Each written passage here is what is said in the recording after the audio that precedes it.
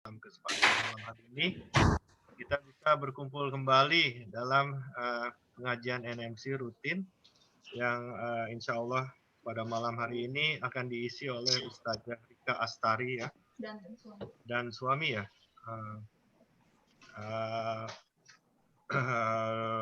Dr. Muslasin, maaf ya, maaf. Salam dan salawat kita panjatkan kepada Nabi kita Nabi Muhammad SAW beserta keluarganya, sahabatnya, dan kita pengikutnya. Insya Allah ya, seperti biasa jadwal pada malam hari ini kita akan mendengarkan tausiahnya Ibu Rika ya, Ustazah Rika. Sudah itu mungkin bahasa 35 menit, 40 menit. Sudah itu kita akan ada sesi tanya jawab. Kalau bisa ada pertanyaan ditaruh di chat atau enggak nanti insya Allah kita bisa diskusi ya. Mengingat waktu mungkin kita batasi aja ya pertanyaan-pertanyaan kayak seperti waktu dulu, mungkin ada orang-orang lain juga yang ingin bertanya gitu. Jadi kasihan kita akan memberi kesempatan. Jadi satu orang kalau bisa pertanyaannya satu pertanyaan aja ya. Dan kita cut dan berikutnya kalau misalnya udah nggak ada yang bertanya lagi, boleh kita balik lagi kepada orang itu untuk bertanya kedua kali. Tapi kita jadwalkan satu orang itu menanya satu pertanyaan aja dulu ya. Jadi semuanya insya Allah akan kebagian.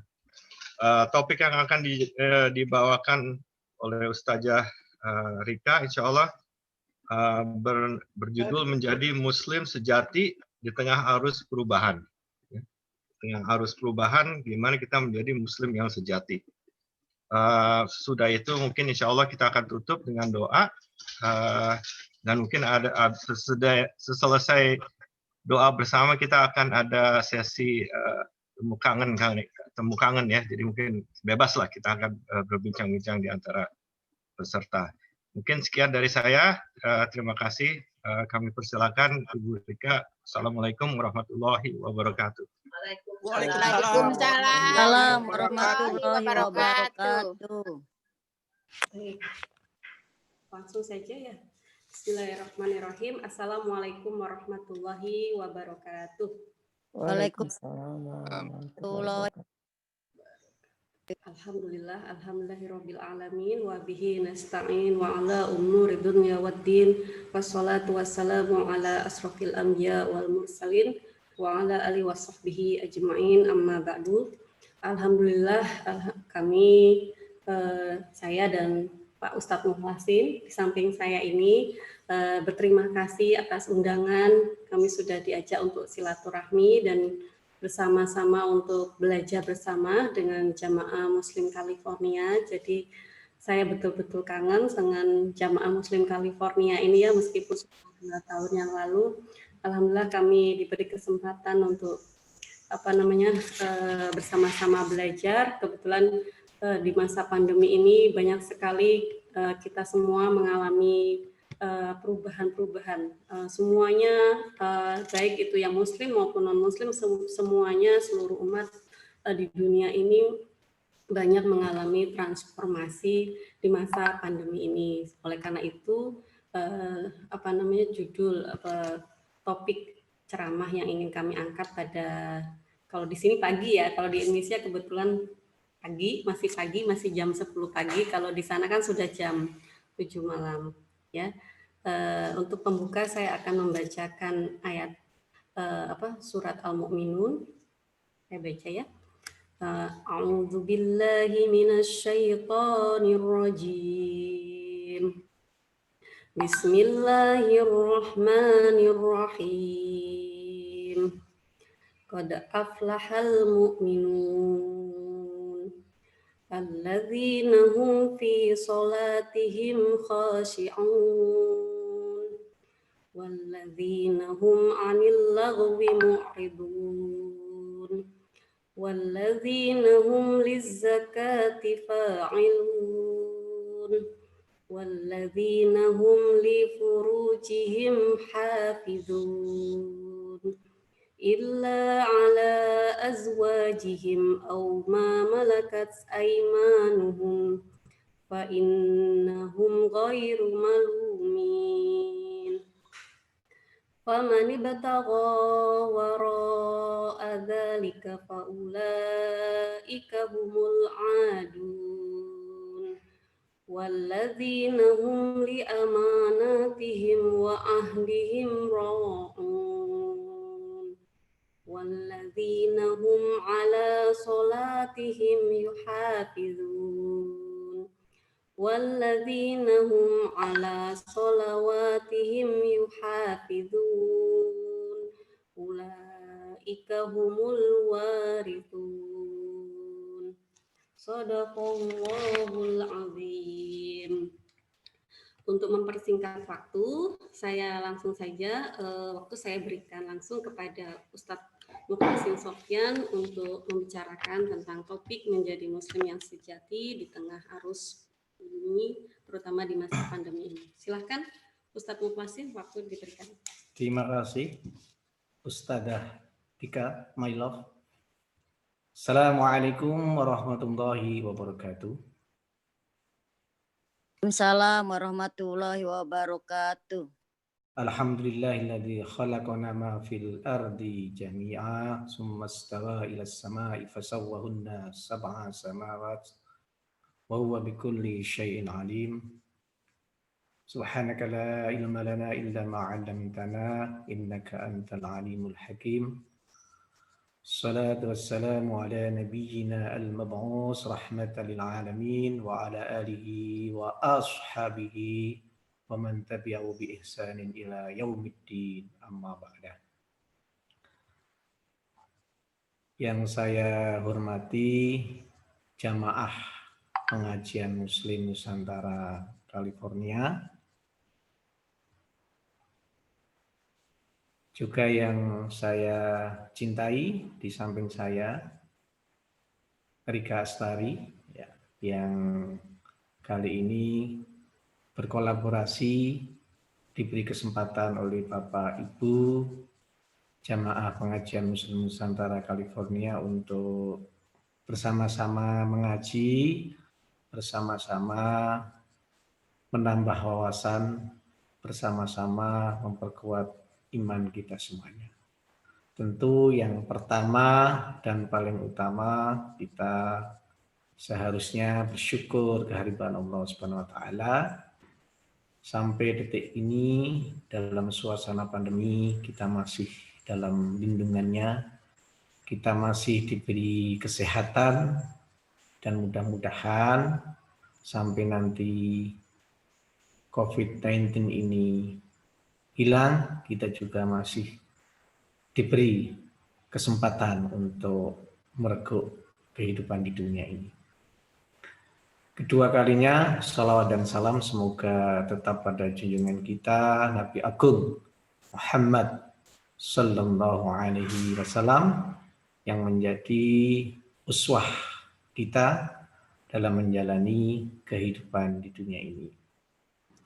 Bapak Ibu rahimakumullah yang dimuliakan Allah, karena kita berbeda di dua daerah benua yang berbeda ini, di tempat Bapak Ibu malam ya, di sini pagi ya, dibentangkan dengan jarak yang sangat jauh, tetapi kita bisa bertatap muka. Ini juga karena ada perubahan ya dalam teknologi. Dengan teknologi kita dimudahkan bisa bertatap muka dalam dunia virtual, dunia maya, meskipun jarak kita yang sangat jauh sekali.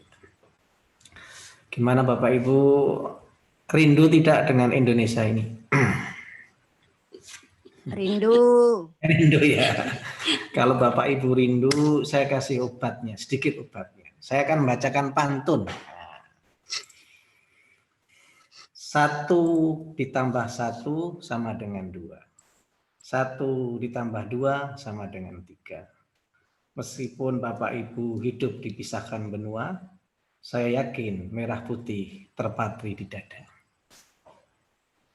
Yang kedua Bapak Ibu, kalau kelak Idul Fitri telah datang, bolehlah kita bergembira.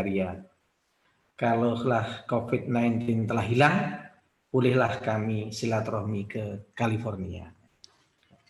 Amin. Boleh dong. Boleh dong, ini untuk mengobati ya, karena kita ini dikenal dengan negara yang sastranya tinggi juga dengan pantun itu. Baik Bapak Ibu, di malam ini untuk waktu di tempat Bapak Ibu dan kami di sini pagi, insya Allah kita akan membincangkan tentang bagaimana menjadi Muslim sejati di tengah arus perubahan.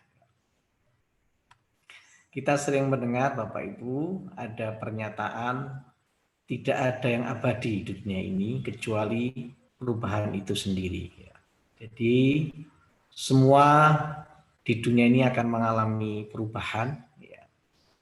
Kalau kita raba diri kita masing-masing, kayaknya kita semuanya Bapak Ibu masih muda-muda, masih gagah-gagah, masih sekolah di Indonesia mungkin ya Bapak Ibu, tapi saat ini kita sudah tua. Itu adalah perubahan usia yang mengakibatkan perubahan fisik kita semuanya. Fisik meliputi imunitas yang semakin melemah, ya, pandangan, pendengaran, semuanya itu adalah berubah kita semuanya. Nah, oleh karenanya hidup ini tentu tidak terlepas dari perubahan itu. Nah, oleh karenanya di dalam surat Ar-Ra'd ayat 23 ya. Jadi perubahan itu adalah sunnatullah Bapak Ibu. Ketetapan Allah ya, atau hukum yang dibuat oleh Allah Subhanahu wa taala. Kita dari lahir, kemudian tumbuh, remaja, tua, dan nanti pada saatnya kita akan dipanggil atau meninggal dunia ya, dipanggil oleh Allah Subhanahu wa taala. Itu adalah sunatullah, ketetapan Allah ya. Perubahan-perubahan yang tidak ada manusia ini bisa menghindar dari kondisi itu. Semuanya akan berubah ya. Hingga kalau kami dari sini Indonesia ini, kami juga mendengar berita ya kondisi di Amerika. Kami tentu berdoa di sini semoga Bapak Ibu senantiasa di bawah lindungan Allah Subhanahu wa taala, dijauhkan segala mara bahaya, dan mudah-mudahan di negara di mana Bapak Ibu sekarang tinggal akan berakhir dengan baik dan damai. Dan itu juga perubahan. Semuanya sedang terjadi angin perubahan yang awalnya kita tidak pernah menduga. Awalnya kita tidak pernah mengira. Sehingga kadang-kadang perubahan itu datang begitu cepat, begitu tiba, termasuk kematian itu datang tiba-tiba dan tidak mengenal usia. Saya tidak tahu ini di sini paling muda siapa ini. Mungkin Mas Zul ya? Atau Saya masih muda. Bu Yanti masih muda, Bu Yanti. Oh, ya. Saya tahunya itu Bu Anom saja nih karena istri saya sering cerita Bu Anom. Jadi saya selaku suami berterima kasih sama Bu Anom ditolong, diberi semuanya tempat dan juga semuanya tentunya ya. Tapi Mbak Hanum is the best, Pak Ustadz. Mbak Hanum is the best. Ya. Semuanya. Dan tentu semuanya yang telah masuk Yanti ke Mekah sama ibu-ibu semua bawa ke Mekah sama semua yang rombongan NMC. Semuanya ya. Jadi saya belum mengenal satu-satu, insya Allah nanti kalau ada kesempatan. Jadi kembali lagi Bapak Ibu, perubahan itu adalah sunatullah. Yang tidak berubah adalah Allah Subhanahu wa taala. Jadi Dalam teori manapun ya perubahan itu akan terjadi, baik itu perubahan dunia ini secara makro yang nantinya akan selesai kehidupan ini yang diakhiri dengan yaumul qiyamah, jadi hari penghabisan ataupun hari pembalasan. Berikutnya saya sampaikan di sini Bapak Ibu bahwa kita ini di dalam Al-Quran disebut sebagai agent of change. Jadi itu agen perubahan. Jadi perubahan itu akan baik atau buruk sebenarnya tergantung kepada kita. Di dalam surat Al-Baqarah ayat 30 Allah Subhanahu wa taala berfirman, inni ja'ilun fil ardi khalifah. Jadi Allah itu akan menjadikan kita semuanya sebagai khalifah, wakil Allah di muka bumi ini yang tugasnya adalah memanage, mengelola, mengatur, dan juga memakmurkan dunia ini. Meskipun pernyataan Allah itu diprotes oleh para malaikat, tetapi Allah mengatakan, inni a'lamu ma la ta'lamun. Jadi Allah lebih mengetahui apa yang Allah Subhanahu wa taala kehendaki dengan skenario besarnya itu. Tapi berangkat dari ayat ini jelas kita ini adalah agent of change. Kita diberi kesempatan untuk melakukan perubahan, untuk melakukan kebaikan di muka bumi ini. Dengan potensi yang kita miliki yaitu akal yang membedakan kita dengan makhluk yang lainnya. Kemudian manusia sebagai agent of change, agen perubahan itu juga didasarkan pada surat Ar-Ra'd ayat 11. A'udzubillahi minasyaitonir rajim. Lahu mu'aqibatum min baini yadayhi wa min khalfihi yahfaduna min amrillah. Innallaha la yughayyiru ma biqaumin hatta yughayyiru ma bi anfusihim. Wa idza aradallahu biqaum su'an fala maraddalah. Wa ma lahum min dunihi min wal. Ayat ini Bapak Ibu biasanya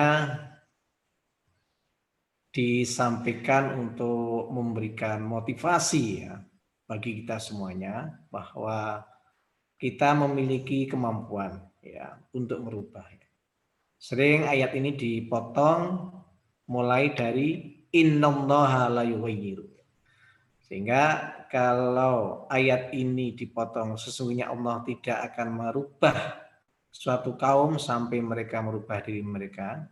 Jadi seakan-akan manusia itu menjadi makhluk yang bisa merubah ya takdir Allah Subhanahu wa taala. Ya. Yang bisa melebihi kekuatan Allah Subhanahu wa taala. Nah, oleh karenanya kita sering mengingatkan bahwa memang sebaiknya membaca Al-Qur'an itu berkali-kali supaya mengerti kaitannya ayat 1 dan sebelumnya, juga mengerti tentang asbabun nuzulnya, sebab-sebab turunnya. Maka ayat ini sebenarnya meskipun Allah menyampaikan bahwa manusia itu memiliki potensi untuk merubah ya, tetapi potongan ayat sebelumnya menyatakan bahwa manusia itu ada muakibat ya. Jadi ada malaikat ya yang berada di antara kita ya, dari depan dan belakang, dan dia akan menjaga dari tugas-tugas Allah Subhanahu wa taala. Jadi meskipun kita bisa merubah, tetapi sebenarnya kemampuan kita itu adalah di bawah jauh dari kekuasaan Allah Subhanahu wa taala. Maka di situ ada kata yahfaduna min amrillah. Dia akan menjaga karena semua kehidupan di dunia ini tentu atas pengetahuan, atas izin, atas iradat dari Allah Subhanahu wa taala. Sekali lagi, ayat ini berarti bicara tentang perubahan. Nah, oleh karenanya dalam perspektif Al-Quran, ya, kita menemukan ya perubahan itu sebagaimana disebutkan dalam surah Ar-Ra'd tadi dengan istilah taghyir, ya, yang berasal dari kata ghayyara yughayyiru taghyir, yang berarti merubah atau mengganti. Nah, kata perubahan di dalam Al-Quran ini, Bapak Ibu, ya, kalau saya tidak salah hitung, terdapat atau disebut oleh Allah Subhanahu wa Ta'ala di dalam Al-Quran sebanyak 7 kali yang tersebar di beberapa surat. Dalam kamus Mu'jam Al-Maqayis fil Lughah, ya, yang ditulis oleh Ibnu Faris, jadi kata taghyir itu bermakna 3, Bapak Ibu. Yang pertama adalah sholah, islah, dan manfaah. Jadi perubahan yang dikandung dalam makna taghyir di dalam Al-Quran itu memiliki konotasi yang positif. Ya. Jadi perubahan itu adalah perubahan yang positif, yaitu sholah, kebaikan, ya, islah, reformasi, memperbaiki, dan manfaat, dan memberikan manfaat.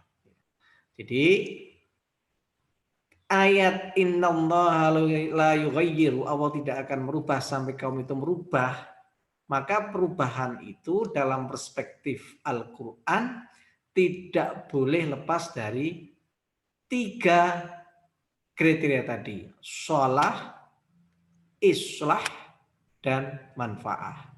Jadi perbaikan, memperbaiki, dan ada kemanfaatan. Nah, ini yang kemudian tentu membedakan dengan pemahaman yang menyatakan perubahan itu bisa natural, perubahan itu kemudian lepas dari etika. Kita mengakui adanya perubahan itu, tetapi perubahan itu harus memiliki nilai-nilai yang positif, ada perbaikan, ada manfaat. Nah, oleh karena itulah kemudian manusia ditugasi oleh Allah Subhanahu wa Ta'ala sebagai khalifah. Khalifah itu yang mampu melakukan perubahan dengan tujuan untuk membuat kebaikan, memperbaiki kembali, dan memberikan manfaat di dunia ini. Ya. Kemudian saya akan lebih fokus Bapak Ibu pada taghyir al-ijtimai, jadi perubahan masyarakat, perubahan sosial. Ya. Jadi perubahan yang terjadi saat ini, ya, perubahan yang sudah mencakup, ya, struktur sosial yang meliputi politik, ya, sistem kekuasaan, ya, hubungan keluarga dan kependudukan. Tentu kita semuanya merasakan bagaimana hubungan anak dengan bapak ketika kita masih kanak-kanak, ketika kita masih tinggal di desa, mungkin yang di desa, atau bahkan pun di kota. Nah, tentu kalau kita melihat sekarang ini, yang menurut beberapa orang disebut sebagai zaman milenial, itu akan mengalami perubahan. Nah, nanti akan saya sampaikan perubahan itu dipicu dari beberapa hal. Nah, oleh karenanya, apa yang terjadi, para ulama sudah mengantisipasi. Misalnya dari aspek hukum, ini merupakan antisipasi, ya, akan terjadinya perubahan itu. Ya. Seperti sekarang yang kita rasakan, Bapak Ibu, ya, di era pandemi ini tidak hanya merubah hubungan kita dengan orang lain. Yang dulu berjabat tangan itu dalam agama ada nilai ibadah, bisa melebur dosa, tapi tiba-tiba kemudian kita tidak boleh melakukan itu berdasarkan sayang. Kemudian sholat, Bapak Ibu, yang biasanya kalau saya menjadi imam, dan tentu Bapak Ibu kalau imam selalu mengatakan, mengingatkan, sawu sufu fakum fa inna taswiyatas sufu min tamamis shalah. Kita ingatkan supaya sopnya rapat, sopnya lurus. Tapi itu sekarang tidak, karena ada sababun minal asbab, ada salah satu sebab yang kita menghindari itu. Nah, itu kondisi-kondisi itu, sehingga ulama usul fiqh mengatakan di dalam hukum itu taghayyurul ahkam bi taghayyuril amkan wal azman. Ya, jadi hukum itu nanti akan berubah Bapak Ibu seiring dengan perubahan tempat ya, waktu, saya menambahkan wal ahwal dan kondisi ya. Kondisi itu akan berubah. Nah, tentu ada hal-hal atau nilai-nilai yang tidak bisa berubah. Jadi sholat itu sampai kapanpun adalah wujub ya, hukumnya harus, tetapi pelaksanaannya itu mungkin dia akan berubah. Pada saat sehat Bapak Ibu harus sholat sebagaimana Rasulullah SAW ajarkan. Nah, tentu pada saat safar, pada saat di kendaraan itu kemudian itu ada perubahan, nah, tetapi itu semuanya sudah diantisipasi para ulama terdahulu dengan cara-cara yang itu dibenarkan.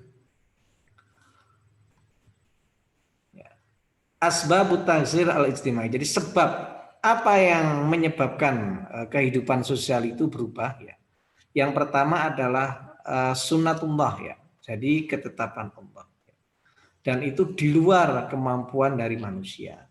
Jadi COVID-19 ini Bapak Ibu, saya mengklasifikasikan sebagai sunnatullah ya.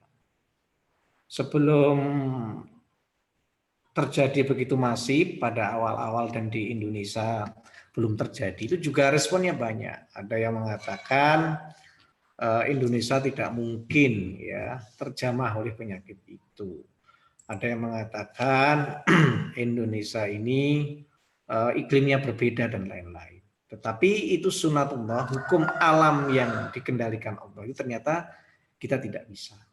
Dan ada yang mengatakan bahwa penyakit itu adalah bersumber dari binatang tertentu yang itu dikonsumsi orang.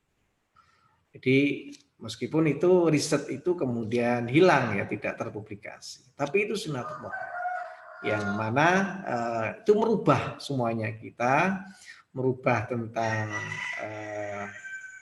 personality kita, merubah hubungan kita, merubah cara bisnis kita, itu kemudian merubah.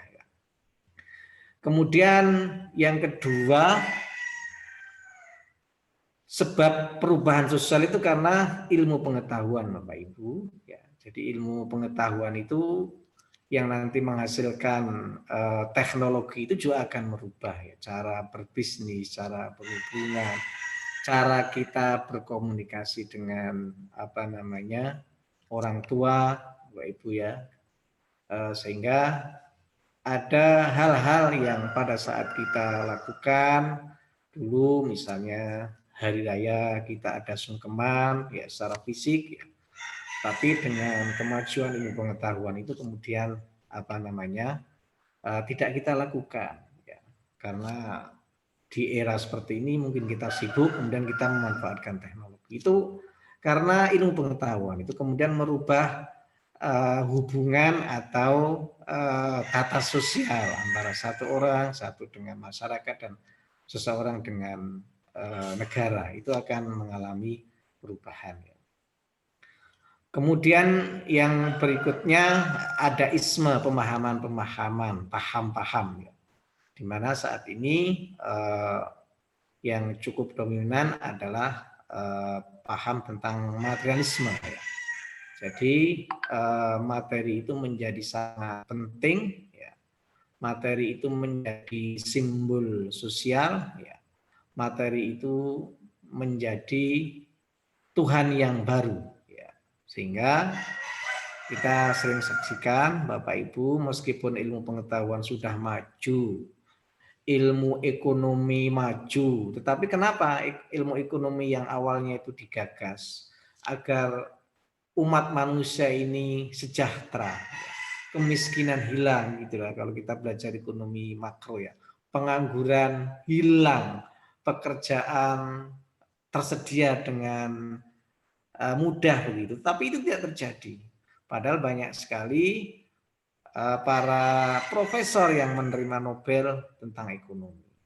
Juga dalam bidang psikologi Bapak Ibu. Psikologi sekarang banyak, profesornya banyak, doktornya banyak. Tetapi justru semakin hari semakin banyak orang stres. Ya. Semakin banyak orang stres. Tingkat bunuh diri, tingkat penyelewengan psikologi juga semakin banyak. Padahal ilmu psikologi berkembang begitu maju.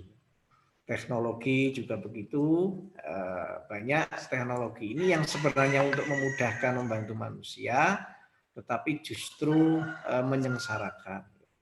Peperangan dengan senjata canggih itu karena kan teknologi, ya Bapak Ibu ya. Tetapi kenapa kemudian bukan memberikan manfaat tadi, manfaat bukan islah, tetapi mafsadat ataupun kerusakan. Sehingga ada pernyataan yang ekstrim, teknologi kill everything. Ya. Jadi teknologi itu bisa membunuh semuanya. Berikutnya Bapak Ibu saya sampaikan, ada tren ya dalam perubahan sosial itu. Ya. Yang pertama disebut dengan post-truth, ya, era pasca kebenaran, era pasca hilangnya kepakaran. Kemudian yang kedua ada istilah hoax, ya, atau orang Indonesia menyebut hoax gitu ya. Kemudian ada yang terbaru, perubahan itu karena revolusi industri 4.0. Nah, ini saya kira kita semakin mengerucut betapa pentingnya agama itu. Ya. Jadi era post-truth itu Bapak Ibu, ya, di mana dikaburkannya masyarakat banyak itu ya, dari fakta-fakta objektif. Ya. Sehingga apa yang terjadi sekarang ini Bapak Ibu, misalnya di Indonesia kalau Bapak Ibu mengamati ya, pemilihan presiden periode 1 Bapak Jokowi, dampaknya itu kalah jauh ya dengan periode kedua. Jadi kalau saya boleh menyampaikan, mungkin Bapak Ibu juga sudah memahami atau mendengarkan ya. Jadi Pak Jokowi sudah dilantik dan sudah bekerja, ya. Tapi di masyarakat ini Bapak Ibu ya masih terjadi sentimen ya, masih terjadi gesekan antara pendukungnya Pak Jokowi dengan Pak Prabowo dengan istilah kampret dan cebong. Ya, saya tidak tahu ini masyarakat Indonesia di Amerika. Tapi itu dampak, ya. Dampak dari apa yang disebut post-truth tadi. Ya. Yang mana post-truth itu kawin dengan apa yang disebut dengan hoax, berita hoax. Nah, jadi berita bohong yang itu tersebar dengan mudah melalui perkembangan tadi di atas yang saya sampaikan dengan teknologi itu kawin ya. Memadu sehingga masyarakat kita ini pada saat kita transisi ya ke masyarakat industri ini sangat mudah sekali mengakses informasi tetapi sangat lemah ya karena kemampuan knowledge-nya pengetahuannya sebenarnya belum mapan ya sehingga sering masyarakat itu mudah untuk menerima dan mudah untuk sharing ya. Jadi mestinya kan disaring baru di sharing. Nah, tapi yang terjadi adalah sekarang tidak. Sehingga itu menimbulkan kebencian yang cepat, masif dan juga meluas. Yang akhirnya di masyarakat itu menimbulkan perubahan-perubahan yang tidak baik tetapi cenderung perubahan-perubahan yang buruk. Kemudian yang berikutnya ini sudah gimana? Selesai Pak Mas Yul? Sudah jam 10.50. Gimana? Lanjut? Atau gimana? Lanjut, Pak. Oh, lanjut. Baik. Perubahan revolusi industri 4.0 itu yang ditandai dengan kemajuan dalam IoT atau Internet of Things dan juga kecerdasan buatan. Jadi kecerdasan manusia itu bisa dibuat oleh manusia yang mana ini berkembang secara cepat, radikal, dan masif. Jadi sekarang menjadi berubah. Yang dalam perspektif ekonomi, karena kebetulan saya di bidang ekonomi, itu akan mendisrupsi Bapak-Bapak, Ibu-Ibu di dalam bidang ekonomi, bagaimana model produksi, pemasaran, sampai nanti hilangnya pekerjaan. Jadi misalnya saya ngajar perbankan syariah ya, calon-calon bankir. Tetapi kita tidak tahu ternyata tiba-tiba muncul revolusi industri ini yang kemudian nanti tidak diperlukan lagi tenaga-tenaga manual itu. Kita akan store tunai, tidak perlu melalui orang. Ya. Dan saya kira di Amerika Bapak Ibu sudah jauh ya, sudah jauh. Ini kita baru ini ya terjadi change ya, perubahan. Tapi mungkin kalau di Amerika sudah biasa. Yang saya dengar dari istri ya, saya karena belum ke Amerika, nyari penjaga toko juga sulit, semua by self itu ya, semua dilayani diri sendiri, teknologi ya. Sehingga tadi teknologi itu mestinya membantu ya, bukan justru merusak ya. Maka perubahan itu harus dikemas dalam perspektif yang positif, perspektif islah tadi, kebaikan. Jadi Bapak Ibu, kalau kita bicara tentang dampak revolusi industri itu, penelitian saya menemukan setidaknya ada 5 ya revolusi industri dalam bidang ekonomi, kemudian juga bisnis, dunia pemerintahan juga akan berubah, masyarakat juga akan berubah, termasuk individu tadi. Yang individual itu kita kemudian akan mengalami, kalau kita tidak bisa memanage diri kita, yang disebut dengan split personality ya. Karena hubungan kita satu dengan satu semakin berkurang ya. Kita disibukkan dengan HP, dengan informasi-informasi, sehingga kedekatan takarub kita kepada Allah Subhanahu wa taala itu dihalangi kedekatan kita dengan smartphone itu. Ini nanti pada akhirnya individu-individu di zaman modern ini akan mengalami split personality, akan mengalami psikologi yang pecah, kering. Ya. Kemudian tentu ini bisa mengakibatkan seseorang itu tidak sehat secara rohani. Nah, oleh karenanya itu Bapak Ibu, di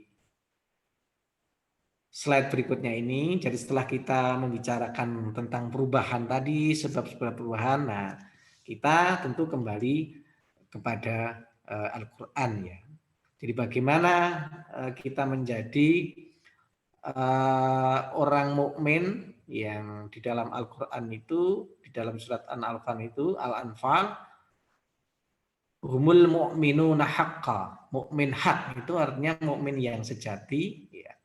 Mukmin yang sebenarnya, dan juga kalau dalam surat Al-Mu'minun itu adalah happy muslim ya. Jadi muslim yang bahagia. Nah, jadi sekarang ini menjadi tren Bapak Ibu. Jadi bagaimana hidup ini bahagia. Banyak orang kaya tapi tidak bahagia. Banyak orang yang istrinya cantik-cantik tapi tidak bahagia, itu malah sibuk bagi menjaga, siap detik cemburu dengan macam-macam tapi malah tidak bahagia.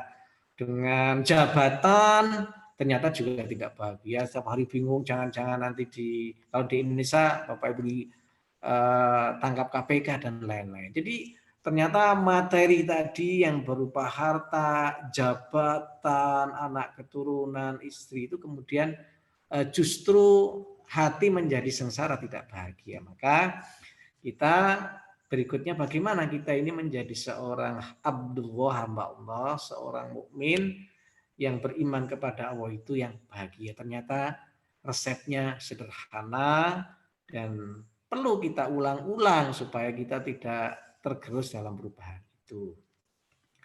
Jadi Di surat Al-Mu'minun ini sudah dijelaskan qad aflahal mu'minun ya.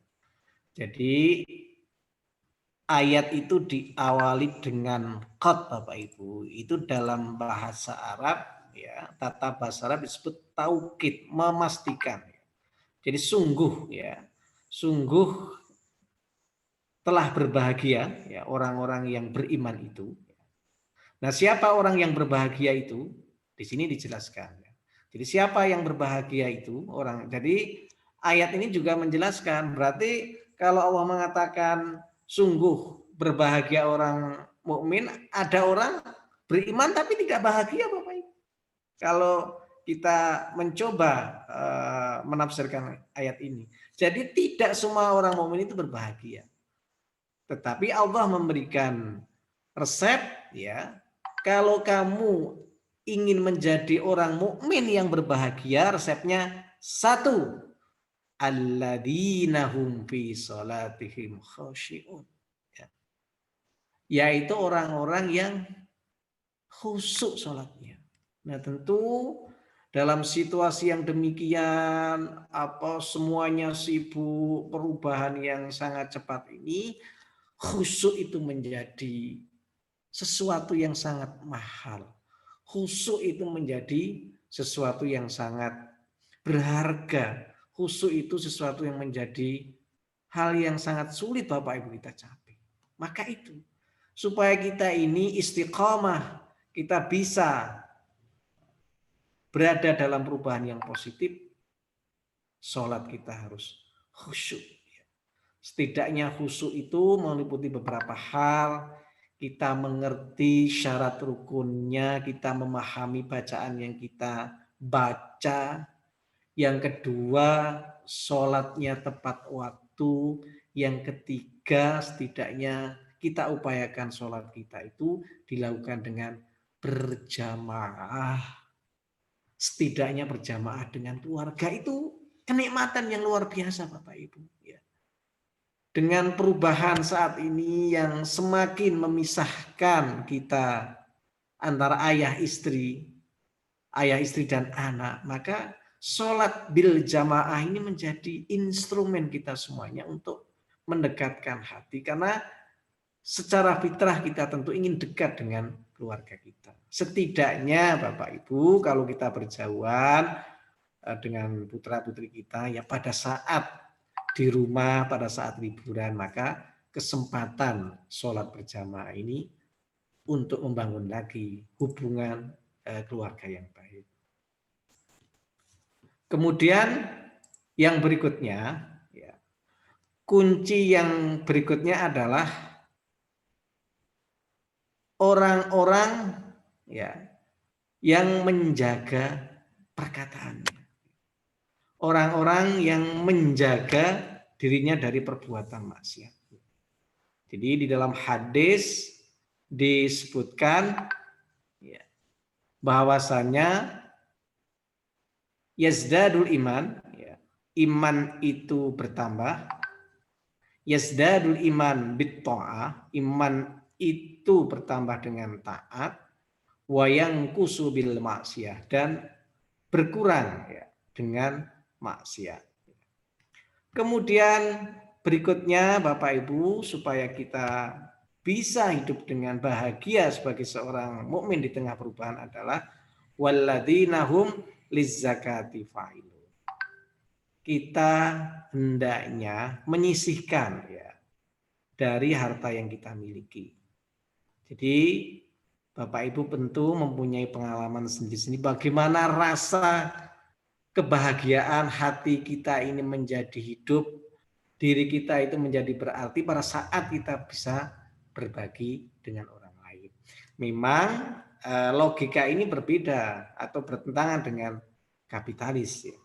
Jadi bagaimana orang dengan susah payah mencari, kenapa tidak diinvestasikan berikutnya, tetapi kemudian justru harus kita berikan sebagian itu kepada orang lain, tentu mulai dari orang-orang yang terdekat. Kemudian yang berikutnya, Bapak Ibu, yang ketiga, ya, Yang keempat, walladzina hum li furujihim hafidun. Yaitu orang-orang yang menjaga ya kemaluannya. Jadi sekarang ini tren ya, terutama di kalangan muda tentang gaya hidup bebas ya, free sex Bapak Ibu, yang itu juga dampaknya juga secara medis juga mengerikan berdasarkan statistik ya, baik itu di negara maju bahkan di Indonesia juga kondisi itu semakin memprihatinkan Bapak Ibu. Maka itu juga karena perubahan ya, perubahan apa namanya, kontrol masyarakat yang semakin longgar, individualisme semakin tinggi ya. Jadi kalau dulu orang kalau belum nikah berdua itu mungkin malu ya Bapak Ibu ya, ketika kita masih muda. Tapi sekarang ya seakan-akan sesuatu itu menjadi apa namanya, nilai baru dalam arus perubahan itu. Bahkan menjadi bangga ya. Jadi mahasiswa saya itu saya sering sekali hampir tiap hari menegur ya. Jadi di WA-nya itu Bapak Ibu fotonya itu ya, itu selalu apa namanya menampilkan dengan kekasihnya itu. Ya. Dia bangga padahal itu hal-hal yang belum dipulihkan. Termasuk kalau nulis skripsi itu terima kasih kepada calon imamku. Itu wis nikah belum? Oh, belum Pak. Oh, nanti kalau ini diupload kemudian tidak jadi suamimu, gimana kamu menghapusnya? Nah, sudah hapus. Nah, itu menjadi bangga yang mungkin orang dulu itu menjadi sesuatu yang tabu. Kemudian yang berikutnya, walladzina hum li amanatihim wa ahdihim ra'un. Jadi orang yang menjaga amanahnya ya. Nah, amanah baik untuk diri, amanah pada saat kita mendapatkan posisi Bapak Ibu, kita amanah ya. Termasuk tadi kalau kita kaitkan dengan berita-berita hoax itu ya. Jadi kita harus apa namanya bisa menjadi orang yang beramanah. Apakah berita ini kalau disebarkan itu bisa membahayakan apa tidak? Nah, kemudian juga wa'ahdihim. Jadi semakin menjaga janji. Jadi di era saat ini semakin sedikit ya Bapak Ibu orang yang menjaga janjinya, orang yang setia ya. Sehingga misalnya dalam kasus perceraian itu juga sangat tinggi sekali karena orang menjaga janjinya itu semakin apa? Semakin tidak kuat ya, semakin mudah untuk berubah. Ya, ini karena juga faktor perubahan yang multidimensi tadi. Yang berikutnya Bapak Ibu, walladzina hum ala sholawatihim yuhafidun. Nah, ini menarik. Kalau di atas tadi Bapak Ibu, yang pertama ya, kunci menjadi mukmin bahagia itu adalah sholatnya khusyuk. Ini diulangi lagi. Jadi betapa sholat itu menjadi penting. Allah mengulangi lagi walladzina hum ala sholawatihim yuhafidun. Dan orang-orang yang menjaga sholatnya. Artinya apa? Bahwa menjaga sholat ini ditafsirkan sebagai tindakan pasca sholat. Jadi bagaimana sholat khusyuk itu berbekas dalam kehidupan kita sehari-hari. Baik sebagai individu ataupun dalam konteks sosial. Ya. Jadi sholat yang bermakna tanha anil fahsya wal munkar, sholat itu bisa mencegah ya dari perbuatan keji dan munkar itu, maka Allah mengingatkan walladzina hum ala sholawatihim yuhafidun. Artinya sholat itu tidak hanya dipahami sebuah ritual di musola, di masjid, di tempat-tempat khusus, tetapi sholat itu nilainya itu bisa kita implementasikan dalam kehidupan sehari-hari. Itu namanya hum yuhafidun. Jadi mereka itu musholun, orang-orang yang sholat itu bisa menjaga. Itu artinya mengimplementasikan dalam kehidupan sehari-hari. Nah, kalau ini semuanya kita lakukan Bapak Ibu, maka kita ini menjadi pewaris sejati. Ulaika humul warisun. Nah, bagian dari pewaris, apa yang kita warisi? Kita ini akan mewarisi alladzina yarisunal firdausa hum fiha khalidun. Kita akan mewarisi yang namanya surga, yaitu kehidupan yang sebenarnya. Tentu Bapak Ibu semuanya tentu ingin merindukan menjadi pewaris surga, maka caranya ya tadi itu. Kemudian di surah Al-Anfal juga disebutkan di sini innamal mu'minuna alladzina idza dzukirallah wajilat qulubuhum wa idza tuliyat alaihim ayatuhu zadatuhum imana wa ala rabbihim yatawakkalun. Ya. Jadi orang-orang mukmin itu adalah orang-orang yang senantiasa bergetar ya, dekat dengan Allah ya, dekat dengan Allah. Jadi ini meskipun ada perubahan kita disebutkan, tetapi ada kedekatan kita, ada relasi kita kepada Allah itu kita upayakan jangan sampai terganggu. Di sini juga disebutkan ulaika humul mu'minuna haqqan, tadi yang saya sampaikan bahwa mereka itu adalah orang-orang mukmin yang hak, yang sejati, yang sebenarnya. Kuncinya apa? Kalau di surat ini yuqimunas shalah wa mimma razaqnahum yunfiqun. Jadi ada salat dan menafkahkan sebagian harta kita. Salat itu sebagai simbol hubungan vertikal kita kepada Allah ya. Memberikan sebagian rezeki itu sebagai simbol hubungan horizontal. Artinya apa Bapak Ibu? Untuk menjadi mukmin yang bahagia itu harus ada tawazun, keseimbangan antara hubungan yang vertikal dan horizontal. Dekat dengan Allah dan kita dekat secara kemanusiaan dengan siapapun untuk melakukan kebaikan-kebaikan.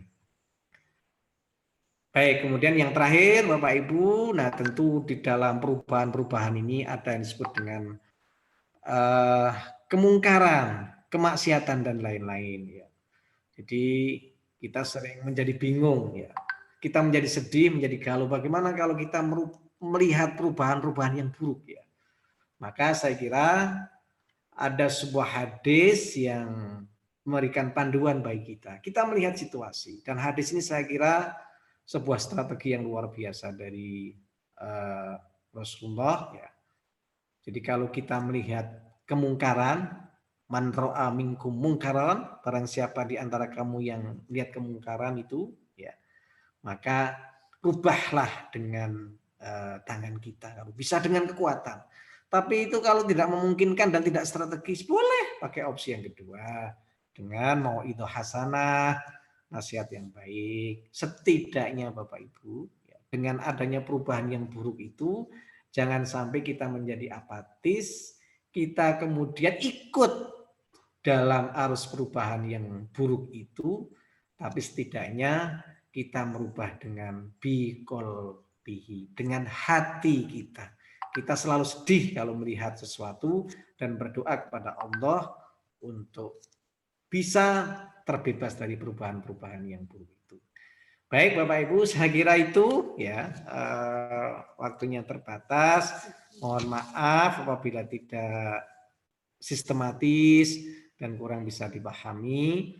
Mudah-mudahan pengajian kali ini bisa menjadi silaturahmi kita bersama. Silaturahmi itu penting, dengan banyak bersilaturahmi insya Allah usia kita akan dipanjangkan sesuai hadis Nabi dan rezeki kita akan semakin bertambah, diluaskan oleh Allah Subhanahu wa taala. Demikian yang dapat saya sampaikan. Minum es degan dicampur bunga selasih. Cukup sekian dan terima kasih. Al-afu minkum billahi taufiq wal hidayah. Wahdinas siratal mustaqim.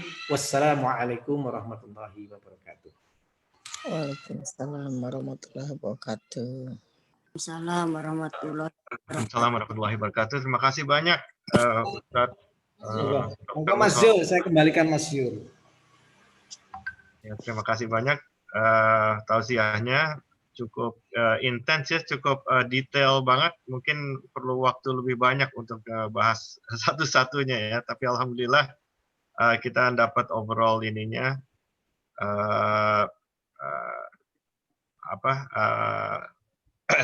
tujuannya ya. Dan dari beberapa itu kita udah ngebahas dari segi sholat ya, dari segi mana kita bisa menjadi Muslim yang happy ya. Mungkin kalau dari Ustazah Rika akan menambah lagi atau